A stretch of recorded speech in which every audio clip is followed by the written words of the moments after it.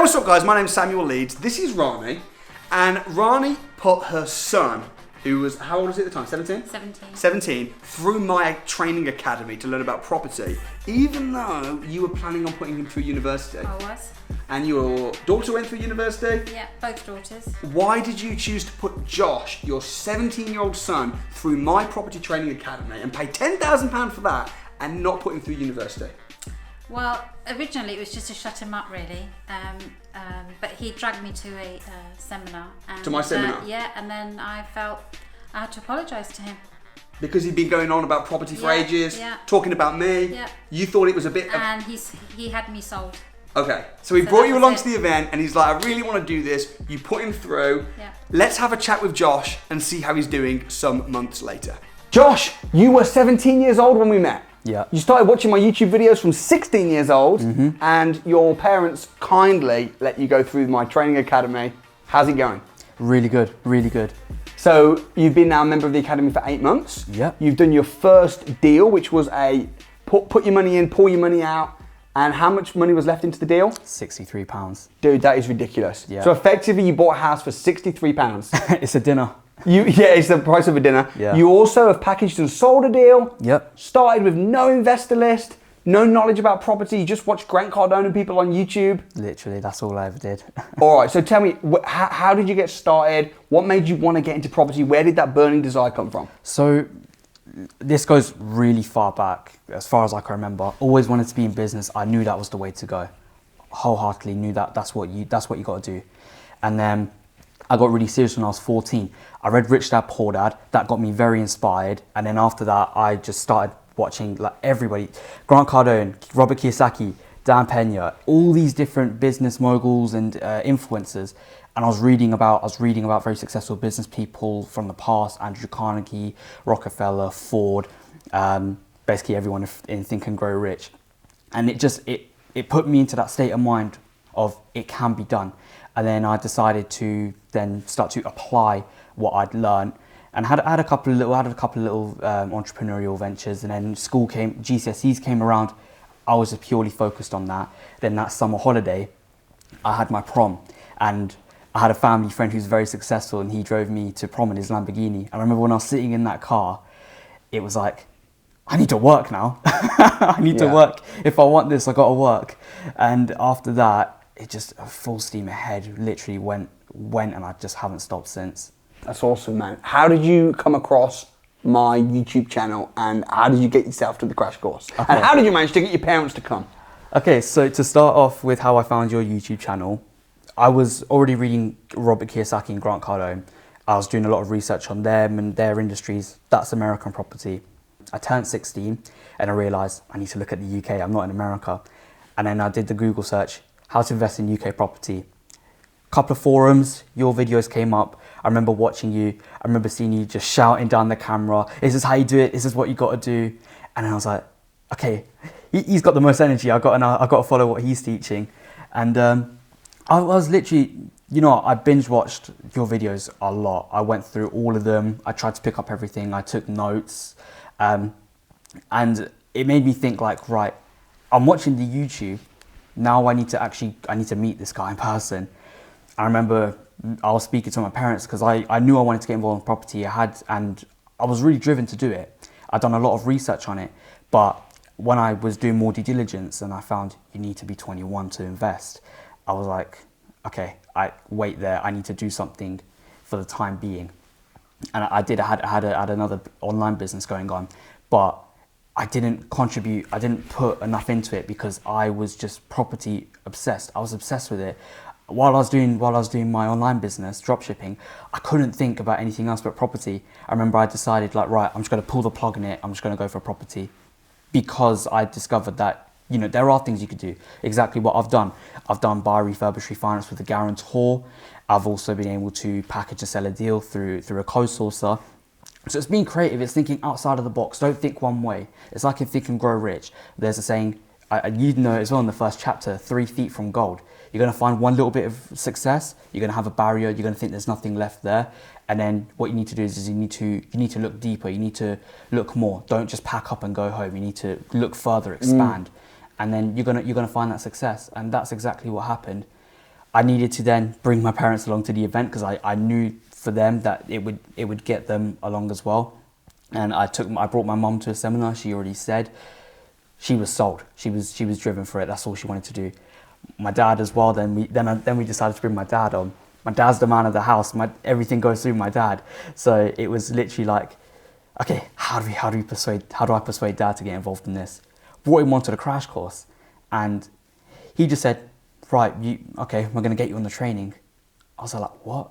Are you serious? That's not like you. My sister said, that's not like you. He said, well, if you got to do it, you got to do it. And from there, just my family supporting me, it's played such a big role, and it's allowed us to achieve what we've got now and in the foreseeable future. So you read Rich Dad Poor Dad, you're 14 years old. Yeah.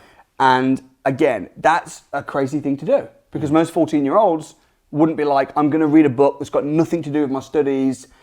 I mean, that's strange. Yeah. So you obviously have some weird kind of desire to be successful in business that most 14-year-olds probably didn't have. I don't know. Or do they? I think one thing that you see in a lot of young people is they want to do it. Yeah. And I say it myself, you really want to do it, but you don't know how you're going to do it. Yeah. You see the big goal, you see the Rolls Royce, you see the Ferrari, you see the watches, you see this whole abundance of riches that are waiting for you. Yeah. But you don't know how to get there. And I think one of the things that helps a lot is when you pick up the knowledge, you're going to pick up the knowledge very slowly. And it's not going to be right there in front of your face. The secret to making $1 million, it's not going to say, here's $1 million, here's how you do it. You have to figure it out yourself. It's a bit like the book Think and Grow Rich. The secret to thinking and growing rich, it doesn't say it on the first page, nor does it say it on the last page. Yeah. It's in the book. You have to discover it yourself. And if you're ready, you are ready for it, it will show itself in front of you. You know what I think you are, and I might be wrong, tell me if you think I'm wrong. You are the prodigy or the makeup of what happens when someone who's hungry gets the knowledge, reads the books, attends the seminars, and then takes massive action at the same time. That's what happens. And it's really interesting to see that. Tell me the story, Josh, of how you managed to drag your dad along. It was your dad, right? Yeah, it was my How dad. did you manage to drag him down to the crash course? I know now, both your parents, your mum and your dad, unbelievable people. Like, you are very fortunate to have people in your family, in your life, that support you in the way that they support you, in terms of believing in you, not giving it to you on a plate, not giving you loads of money, but just giving you opportunities and supporting you. Like, what happened? How did you end up at a crash course? Who did you come with? Tell me the story. I was going to go down that traditional university route, as you know. I was in the mind of, do I go uni? Do I do the academy? What sort of path do I take? I remember when I was speaking to my family, it was more entertaining. It was more of a little fad. Yeah. You know, it's not going to go on. But I remember when I took my mum to this one event, she was absolutely like gone. She was mind blown, and she was so dead set on it. Mind blown at what? Just how it can be done. It's not that How hard. property investing can be done. People think that it's a lot. It's simple. It's not easy. It's simple. Yeah. It's a simple process, but there's a lot of hurdles that come there. So when your mom, and I've spoke to your mom about this, but when she saw how property investment worked and how some of the strategies that you can do, I mean, she actually said to me that she was almost like sorry. It was almost like, I'm sorry, Josh, that I didn't listen to you. I'm sorry that I didn't really take it seriously. Yeah. Would that be fair to say? Yeah. That's a fair way to say And then it. she was like, all right, fine, let's check out Samuel Leeds. Well, the thing is I had the crash course booked as well. Okay. I had the crash course booked for me and my parents. We were all going to go down together. And what we had is my dad came. My mum didn't come in the end, but she was already, her mind, she was sold already. Yeah. My dad came along. My dad, same sort of mindset. And then when he was there, he saw that it can be done. And the environment is so positive. It's a you can do it. It's not a sign up now or you're gonna fail forever. Yeah. And we went on the DFE. Me and my mum went on the DFE together. That started to put us. Sorry, just for anyone that's listening. Sure. So you went on the Deal Finding Extravaganza, which is an advanced training program, few £1,000s, and it's kind of like the advanced version where we teach you how to put your power team together. You book a load of viewings, you book your big day. So that's what you did with your mum, correct? Yeah. Okay, yeah. And then what happened? After that, we started to look at what we want to do, what sort of strategies we're gonna pick up, and then there. We thought about the academy. We were looking at the academy. We weren't like, we're going to do the academy. We were like, we're going to do the DF. we've done the crash course. DFE is all we're going to do. Academy, we don't. Let's use what we have now and apply it, and then look later on. But then we thought about it even more. We saw the environment, the network, the people. All Academy members. There's some piece of value that each Academy member holds. Whether that's a trade, they know some knowledge. Maybe they're an accountant. Maybe they're a surveyor. Whatever value it is, they hold value. And things is in the Academy environment, all that value, it really builds. It can play a part in you as well. And you know what as well? It's funny because you did the Academy, it probably stung, it's a big commitment, but you ended up finding this little house in Hull. Yeah.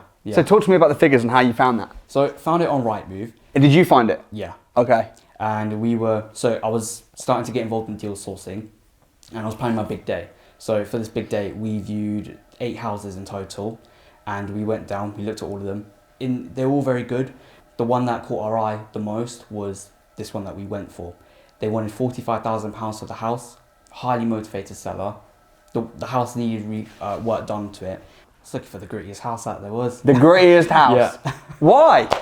Because it's the work that could be done to it. Yeah. You can do a lot to the house. Yeah. And also, by you finding the worst houses, you're benefiting in 2 ways. Number one, yourself. You're building your portfolio. Also, you're bringing good houses to the market.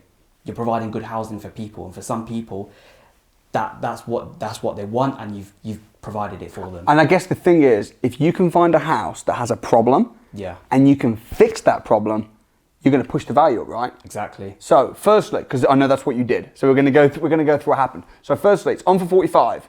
You managed to buy it for how much? 39,995. Pretty good. Yeah. And did you put the offer in? Yeah, I did. But dude, honestly, you're 17 at the time. A lot of 17-year-olds, they wouldn't even have the nerve to pick up the phone and put forward an offer. Like how? Anyway, we'll go back to that. I mean, confidence-wise, though, where did this confidence come from? You know, I don't think I have an answer to it. I think it's just doing it. You just do it. Yeah. That is literally it. It sounds, the thing is, and I thought about it myself. We were just having a chat about this. You know, certain things, how you conduct certain parts of business. You think there's some sort of secret structure or algorithm to it. It's not. It's just simply doing it. Simply doing it and just not caring what other people say or think. Because most people wouldn't want to do that. They'd be scared to pick up the phone. They'd be scared of getting rejected. They'd be scared of how they might look or how they might come across. Yeah. But actually you're saying, no, I need to get it at this price for it to work. Yeah. Okay. So, and by the way, I always say when I'm teaching, even if you can't buy the property, you've got no money, you can't get a mortgage, if you can find good deals, everything else will just come through. Yeah. Do you believe that? I do. After seeing it with my own eyes, because I think one of the reasons people are scared to go out and find properties is because they think, well, what happens if I put an offer on a property that's accepted, but I can't buy it because I've not got the money? But actually, it's a case of, well, you can raise the money, you can joint venture on it, you can package it and sell it to somebody. Yeah. If you can become valuable as a 17-year-old, or however old you are, if you can become valuable and you can find good deals, then the money or the investors will just come. You know, that's what I always say. And before we talk about how you funded the deal and how that happened and how you structured that, a little bit of backstory. So I met you at the crash course. I remember bumping into you and your dad. Yeah. And you came, and what did you ask me when you came up to me? I was a bit nervous about the question because I thought, is it a stupid question? But I remember coming up to you, I was like, I'm 17. I've just got started in property. What the hell do? I don't know what I'm doing. Yeah. You're just like, joint venture, source deals. That's it. That's all that you need. Do that and then the rest will follow on. Source deals, package joint venture with people. You were standing with your dad at the time. Yeah. And I remember your dad, from memory, he was kind of like excited, proud of you, the fact that you were even there and you'd brought him along, up for this, but a little bit skeptical maybe, a little bit, I don't know. Is that fair to say? Yeah, I guess so, yeah. Okay, so you were kind of like, I'm ready, I'm pumped, but I don't know what to do exactly. Yeah. You know. So anyway, so that was your day. I then met you again, I think when you just joined the academy, this time with your mom. So we were at the DFE, we were looking to join the academy. We came and had it. You had a chat with us specifically about the academy. What did I say to you? Look, if you wanna do it, but be aware that this isn't... Did I pressure sell you? No, you didn't. Yeah, you just had the chat with us and just let us have a think about it. Yeah, I love pressure selling people though. In fact, after you joined the academy, did you try and pay for additional stuff? No. Just you did. You said to me like, oh, I think I need to pay for some more mentoring. Oh yeah. We did have a chat. Yeah, and what did I say? You don't need it. I said, don't do that. You're going to get everything from within the academy. You're going to get mentoring, coaching, the courses, and if you want extra support, go take action, go get some deals, and me and the trainers will be attracted to you, and we'll come and we'll just do it for free. Yeah. So you're now on the academy. Yeah. I met your mum at the DFE. Sorry. Yeah. I met your mum at the DFE, and you registered for the academy. Mm-hmm. And when I met you and your mum, I was like, I knew you were real serious at this point. You went from at the crash course saying, what do I do? You know, what the heck? And your dad's like, skeptical, but wanting to see it happen. Now, fast forward a couple months, you're at the DFE with your mum. I'm like, yeah, serious. Now got all the foundational knowledge, wanting to go there. So I think I did advise, do the academy if you're going to put the work in, if you're going to roll your sleeves up, which you did. So you went and put an offer on this property. How much? 39,995. All right, so just below 40,000. And why did you do it just below 40? Stamp. To avoid stamp duty. Yeah. Because you don't pay any stamp duty if it's less than 40 grand. So you put in your 40 grand, no stamp duty, and then you spent how much on the property? So the refurb, okay, we'll go into the legal sides of it. Yeah. The legal costs were 984. That was for the legal paperwork. Yep. Then we paid £350 for a survey to get it checked out. Cool. Refurb work was 7,485. So in total, how much went in? It was 48,813. Including literally refurb, no, there's no tax, legal fees, survey, everything. Yeah. Cool. I'm going to ask you about financing it in a minute, how you got the money to do that, which we'll talk about. Sure. Then you refinanced it, and what was the new value of the property? 65,000. That's incredible. So you buy it for 39,995, you spend a little bit on it, total in money, including everything's like 48 something, and then you refinance it for 65 grand, 75% loan to value? Yeah. Meaning that you're leaving in £63 into the deal. Yeah. Which is the price of a dinner. Technically bought a house for £63.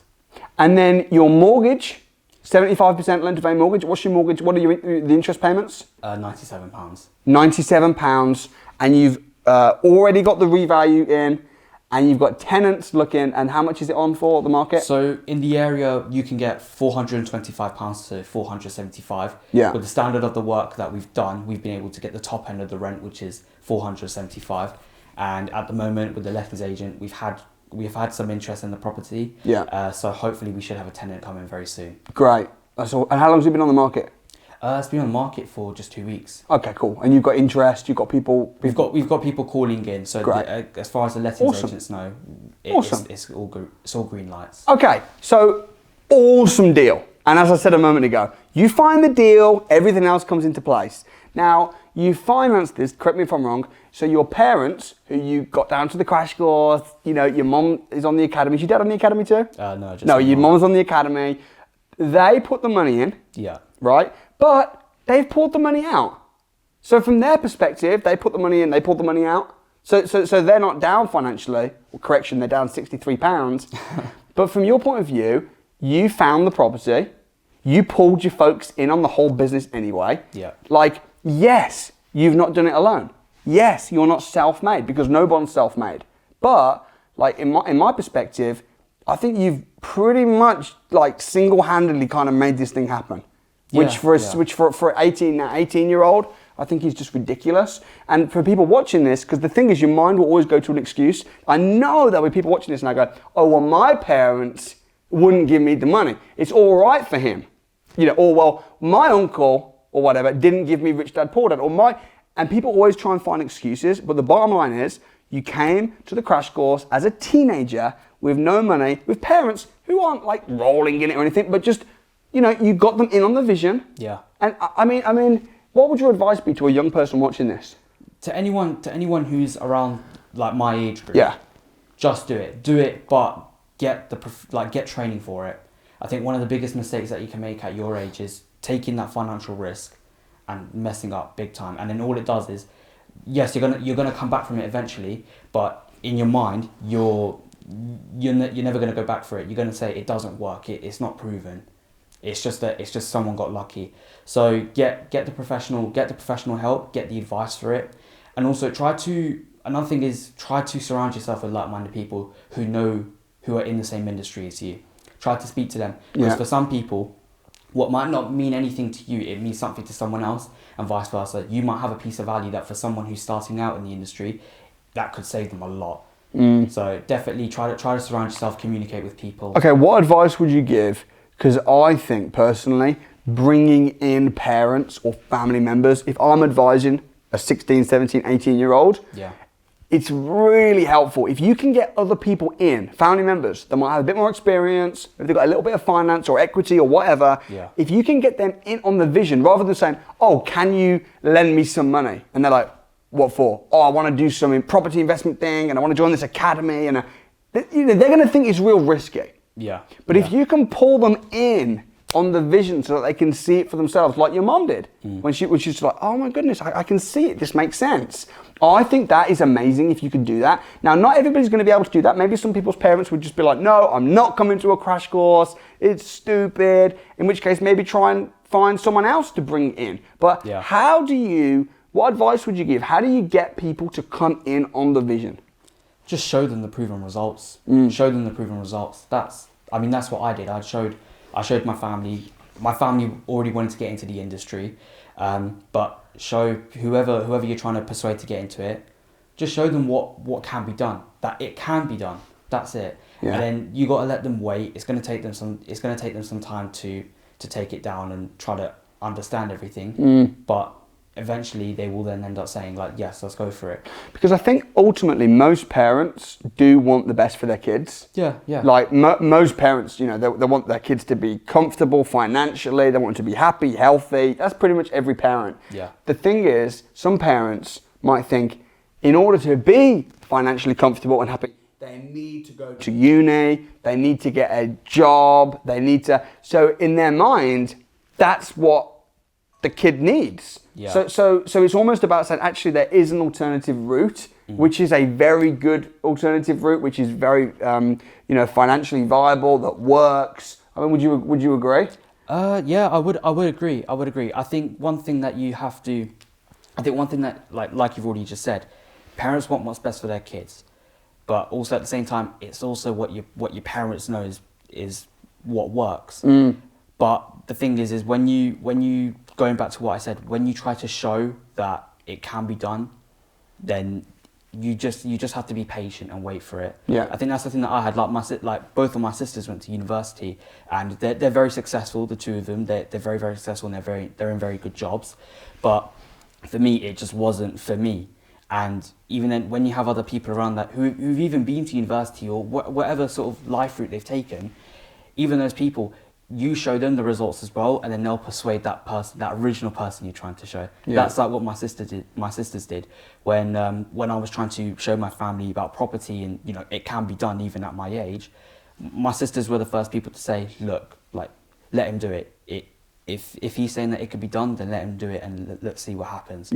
So, and how grateful are you for your parents stepping in and helping you out? Because I mean, it's a big deal. No number can ever repay it. It makes me think sometimes, like, really deeply, like they've really supported it. They really do believe in me. They believe in what can be done. And also at the same time, it's allowing me to give them what they want as well, the things that they've worked so hard for. It's now able to put us on that fast track route to give that for them. And I remember just saying to your dad at the crash course, I remember just saying, respect just for being here, just for coming along and saying, I'm going to be open-minded for my kid, because my kid keeps banging on about this guy on YouTube.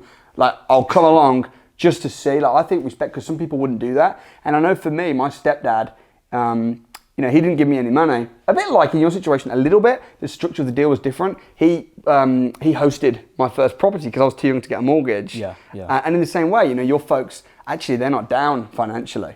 You know, they've put the money into this property, they've hosted it. You've got a company that you've set up together, which is awesome. You've managed to refinance it and pull the money out. But I think their shared belief in you and in the system is really, really admirable. So I'm delighted and honoured to know you and your family. Tell me about your other deal, because you did another joint venture where you packaged and sold a deal, but you didn't have any investors, you didn't need any money for the deal. How did that work?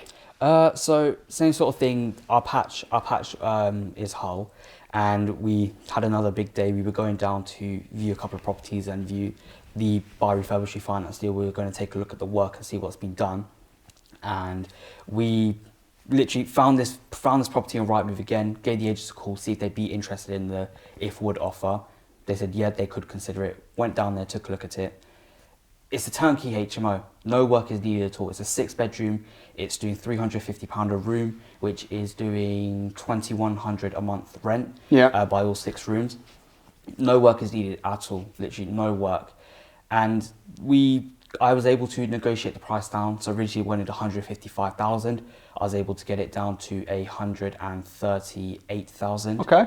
And after that, looked at the lettings agents. Got a lettings agent there to look at the property. They said that they will happily let it out, and the achievable rent was the figures that were originally put in our original numbers that we were doing. Yeah. And pass that on to a co-sourcer. Okay, so people are going to now be thinking, what the heck, a co-sourcer? So you found a deal. Yeah. Now, you didn't have the money for the deal. No. You didn't have any investors for the deal. Yeah? Yeah. You just literally took your skills that you learned on the training, on the academy, on the deal finding extravaganza. You went through them. You did your market research. You negotiated the deal. You just did what needed to be done. And then they said yes, and you think, well, I haven't got an investor for this. I haven't got the money for this. So you co-deal sourced it, which means what? So I passed it on to another deal sourcer. Okay, so you found another deal sourcer. Where did you meet this deal sourcer from? It's another academy member. Another academy member, and you said, hey, I've got this deal. It's a good deal, and I know what a good deal is because I'm smart and I've been trained. Have you got any investors for it? And then what happened? They were happy to sell it. They did have investors. How much they sell it for? Interested. 3,500. And how much you get? A third. A third. Okay, so they're a little bit stingy, but that's okay. So you made about how much? 1,200. £1,200. So, but still, £1,200 for just finding a deal, using your skills without any investors. It just shows that find the deals and the rest will kind of happen. Yeah. And now you're 18, you've just not turned, what was your birthday? 10th of June. 10th of June, so you turned 18 last month. Yeah. And now you're full-time in property, is that right? Yeah, full-time. And that's what had you on Winners Wednesday, because I'm thinking, okay, you've only done 2 deals, but you're full-time in property now, so what's next? So we've got a couple of goals me and my family have. Yeah. One of the ones for sourcing is I'm aiming to do 1 deal a week now. Yeah. I started to build the list, and the list is building. And by the way, if anyone watching this wants to go on your list and find your deals, they've got to go on your website, which is what? JonahSourcing.com. JonahSourcing.com. Yeah, JONA sourcing. Okay, cool. And I'll leave a link in the description so people can check that out. Okay, so you're going to be aggressively growing the deal sourcing business? Yeah. What else? So that's 1 deal a week. Me and my family as well, we're still looking in BRRs now. We want to take it a step further. We want to do a bigger deal each time. So what do you mean by that? And a bigger deal each time? What do you mean? So you just pulled all the money out from this little deal? Yeah. So we've done a little deal. Yeah. We want to take something that's a little bit bigger, and then after that, we're gonna take it in steps. So you just slowly get bigger and bigger and bigger with the deals, yeah? As you already said, you don't want to rush into something. Correct. Don't rush. Take it slow. Take it calculated. Correct. That is the way to do it. But it's really funny though for anyone that might misunderstand that advice. Take it slow. Take it calculated with your slow pound stuff. Yeah. With your investments, with your activity to building your business. You got to go fast. You got to go hard, and you got to take ridiculous action, which is what you're doing. Yeah. So, like, if you've got some money to invest, don't rush into investing it crazy. You've got to find the right deal. But you have got to rush in like crazy to looking at properties. Yeah. You know, you've got to be taking mad action. What's the training been like? What's it like being an academy member? The number one, the training, it's worth more in value than what its price tag is. Also, it's not just the training that you're getting on it. You're also getting the network. You're getting the ability to communicate with other trainers like yourself. You're able to find joint venture partners, and like I already said as well with the academy, each person in the academy has an individual skill that can benefit you, and you have a skill that can benefit them. Yeah. So using the network of the academy, like, you know, there's some people that are surveyors, there's some people that know builders, there's some people that are accountants. All these different skills. You might not have a power team when you start in property, but when you go through something like the academy and you communicate with people, then you could potentially have a full-on unstoppable power team. Yeah, that's awesome. So with the academy, how did it work then? Like, your parents kind of almost put you through the academy? So originally it was university, like I already said. That's what they were going to do, put you through university? Yeah. And you begged them to do the academy instead? It was a hard battle, but I won it.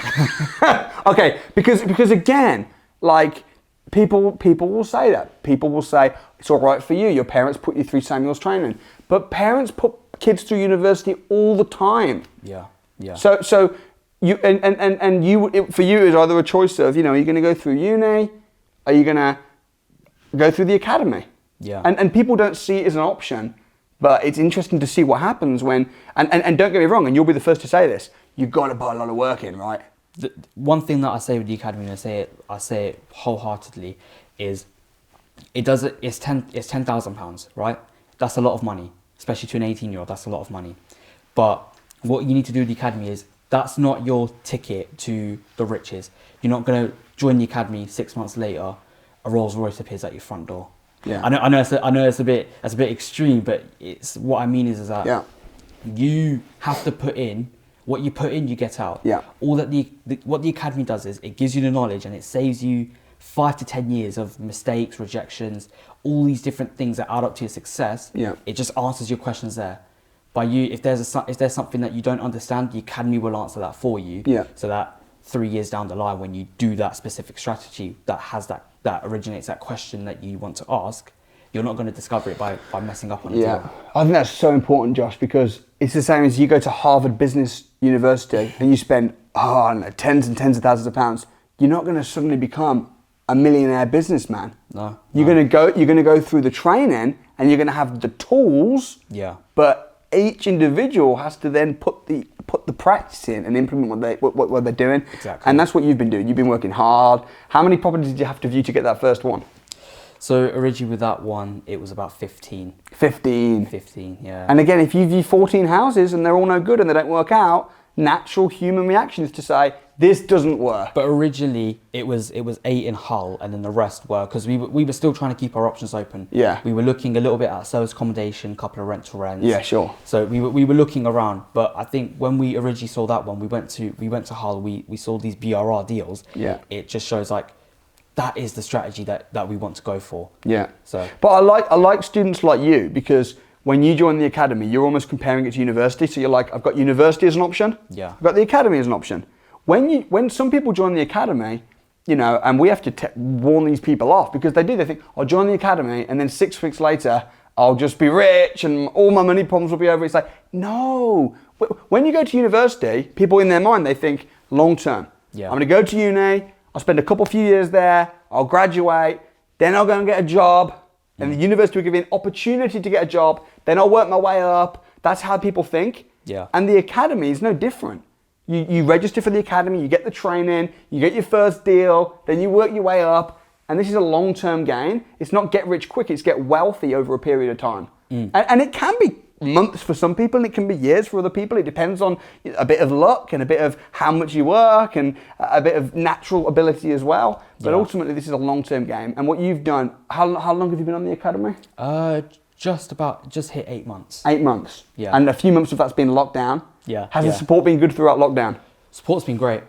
One thing that you have to look at it with lockdown is you're not gonna feel that great in lockdown. Everyone's had it. Yeah. If you haven't had it, then you're lying. Yeah. But especially with things like the webinars, the calls, and just the network that the academy has, you're not gonna feel your greatest as if it was live events, but it's still gonna put you in that position of, other people are doing something, I need to do something, otherwise I'm just wasting the 3-4 months. And even if it's not catching loads of deals, you can use this time for your mindset, you can use this time for reading. I've just been reading books the entire lockdown. That's awesome, bro. And you're going to be becoming back to many crash courses, I hope. Yeah. For the energy, the networking. I'm going back. You'll see me there a lot. So if people want to connect with you, they're probably best to jump on a crash course. They'll see you there. Soon you'll be on stage, bro. You'll be teaching. You'll be doing my job.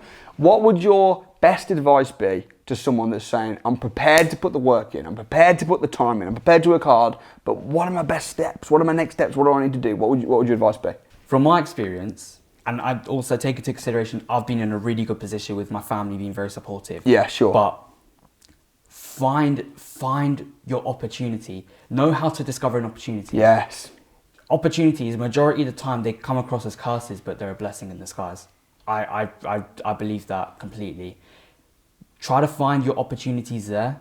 Yeah. And I'm saying that from even just getting on the track, just getting yourself on the racetrack to do it. It's not necessarily closing deals, but the first thing that you want is your success starts with a thought. So try to find that thought, and then once you find that thought, try to create a plan and then execute it. Yeah, I think I love what you say about find opportunities. Most people find problems. Most people find reasons, and I said that earlier, that people will be thinking, but my parents wouldn't have done that, or but I didn't get the opportunity to go on Samuel's Academy. Rather than finding what you haven't got and finding your problems, we all got problems. You got to find, actually, what's my opportunity? Yeah. If you're living in this country, you're already a massive head start from a lot of people. I say it a lot. We live in a country that people lose their lives trying to get to. Yeah. So don't waste the opportunity. This little island that we're on, it's already one opportunity. Yeah, sure. So take full advantage of it. Yeah. Because you're in a position that's better than. And that goes for a lot of other countries like the United States and Germany and Holland. Great countries. Yeah. And again, you know, if there's free property investors crash courses going on all the time, that's an opportunity. People say, "Oh, I've got this problem." Have you even been? Have you even shown up? You know. Yeah. What's been the hardest point? So, and the hardest point within the academy or over property in general? Just in your whole journey over the last however many months it's been, whether it be in property, on the training side, just what's been the hard? Have you ever felt like quitting, or has there been any moments where you've just thought this is not going to happen? I think it's trying to understand that no is good. Yeah. The more no's you get, the closer you are to a yes. Yeah. And I think that's one thing that you need to understand is that you're not going to get success isn't instant. You don't wake up the next day and you're a multimillionaire. There's a lot of heartaches that it goes through. And even I know my deals are very small, but the amount of stress that it's caused, it's hard in the moment, but you know it's going to pay off. Like sitting here speaking to you right now, this is a part of the success that these deals have created.